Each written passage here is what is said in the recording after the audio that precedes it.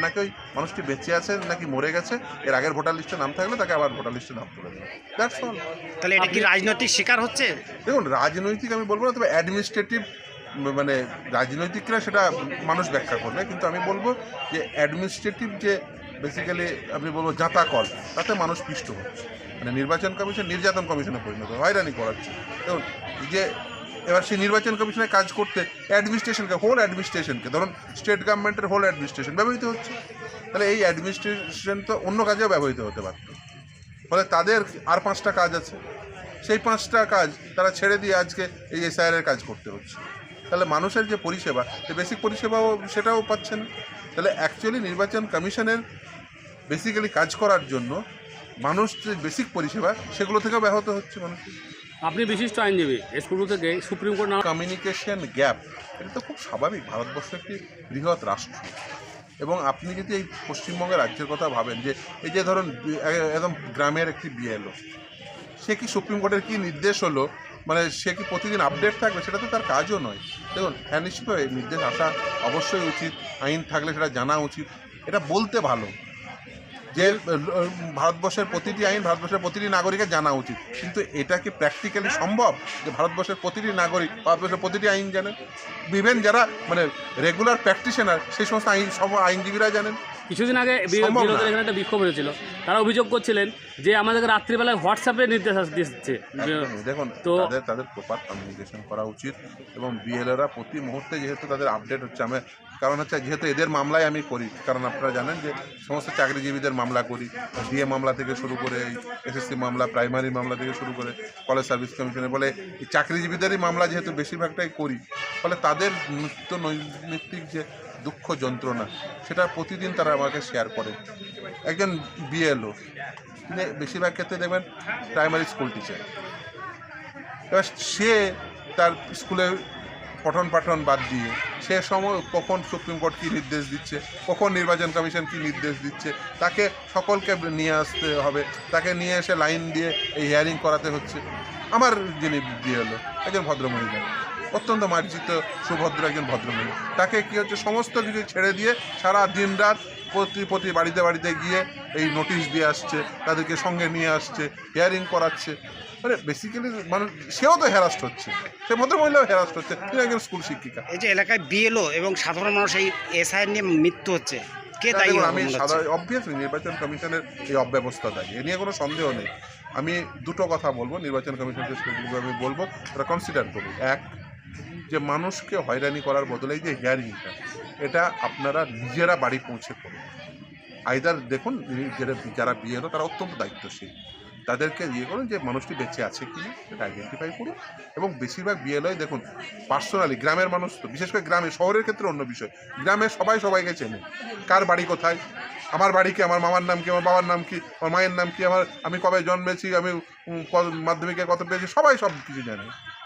ফলে গ্রামের ক্ষেত্রে যেটা সুবিধা সেটা হচ্ছে সহজেই সকলে সকলকে চেনেন, ফলে যে মানুষটি যাকে চেনেন সেইগুলো তারা বিএলওরা তারা একটা তালিকা তৈরি, তারাও তো দায়িত্বশীল নাগরিক।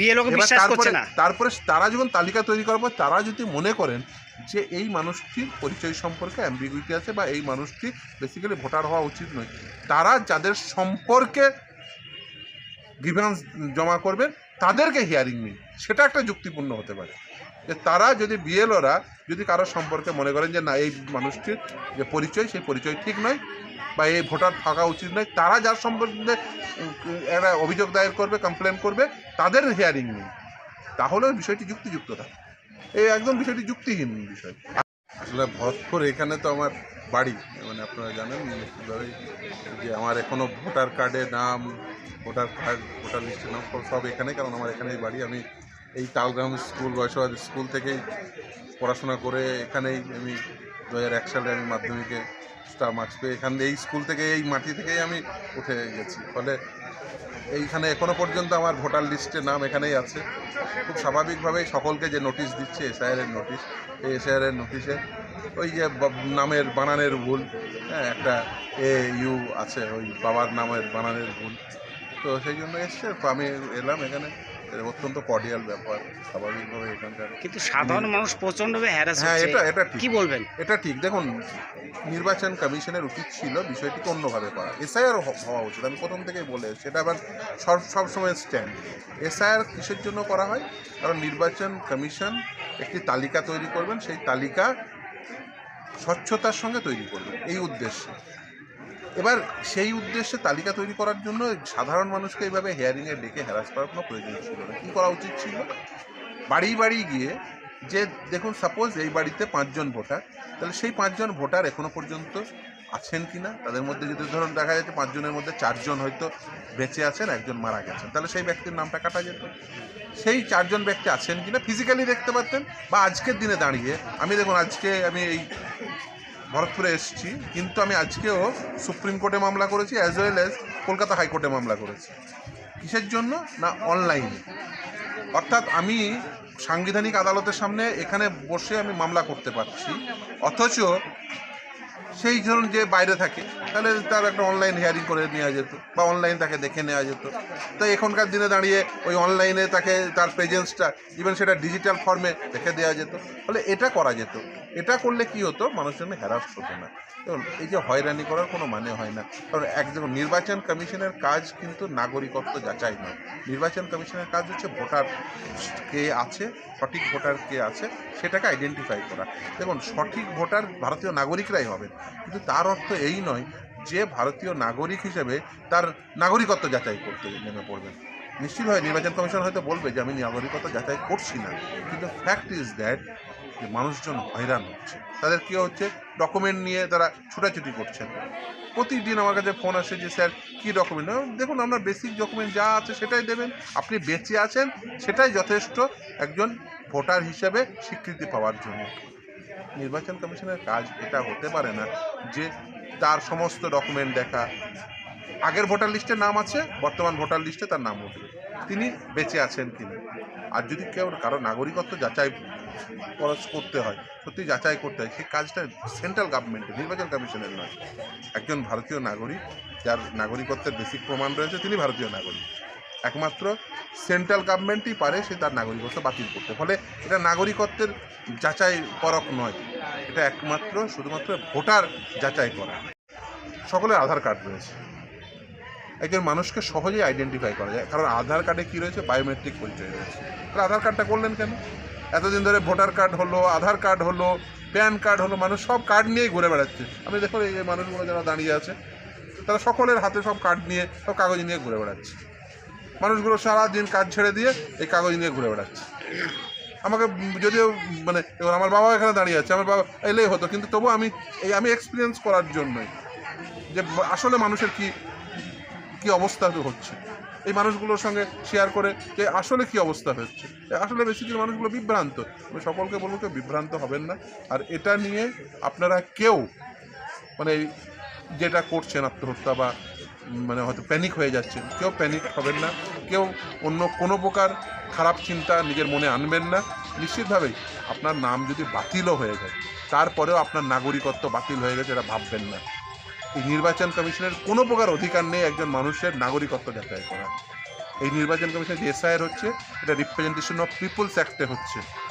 এই আইনে কারোর নাগরিকত্ব গৃহীতও হয় না, নাগরিকত্ব বর্জিতও হয় না, সেটা সিটিজেনশিপ অ্যাক্টে হয়। এবং সেই ক্ষমতা একমাত্র সেন্ট্রাল গভর্নমেন্টের। আপনাকে সেন্ট্রাল গভর্নমেন্ট নোটিশ দিয়ে বলেছে যে তোমার নাগরিকত্ব বাতিল হয়ে গেছে।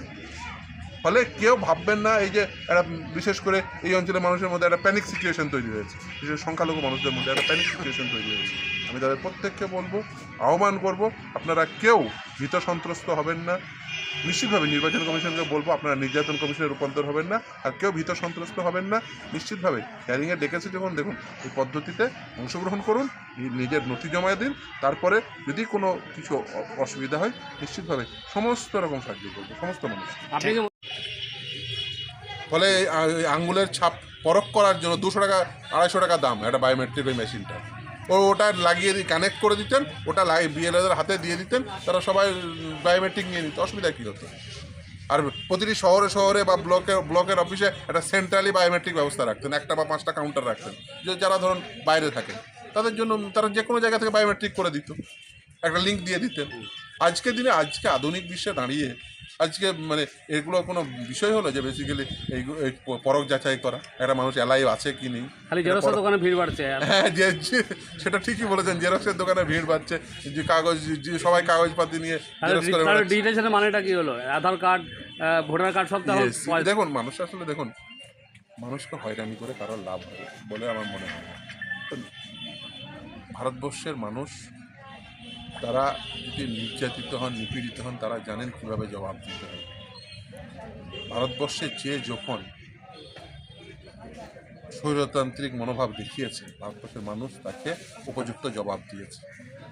সে যেই হোক না কেন, ভারতবর্ষের মানুষ বুঝেছে যখন তাদের হয়ে সেই মানুষটি বা সেই দলটি বা সেই রাজনৈতিক ব্যক্তিত্বটি যখন তাদের পক্ষে ছিল, তখন ভারতবর্ষের মানুষ একরকম রিয়াক্ট করেছে। যখন উল্টো দিক দেখিয়েছে, ভারতবর্ষের মানুষ আলাদাভাবে রিয়াক্ট করেছে। এর উদাহরণ কিন্তু এমার্জেন্সি রয়েছে, ইন্দিরা গান্ধী রয়েছে। যে ইন্দিরা গান্ধীকে মানুষ গ্রহণ করেছিল, সেই ইন্দিরা গান্ধীকে মানুষ বর্জন করেছিল। ফলে ভারতবর্ষের মানুষ ইমার্জেন্সির মতো সিচুয়েশন দেখেছে। ভারতবর্ষের গণতন্ত্র, এতদিনের গণতন্ত্র এমনি টিকে নেই। ভারতবর্ষের গণতন্ত্র ঠিক আছে ভারতবর্ষের মানুষের জন্য, কোনো নেতা নেত্রী বা দলের জন্য নয়।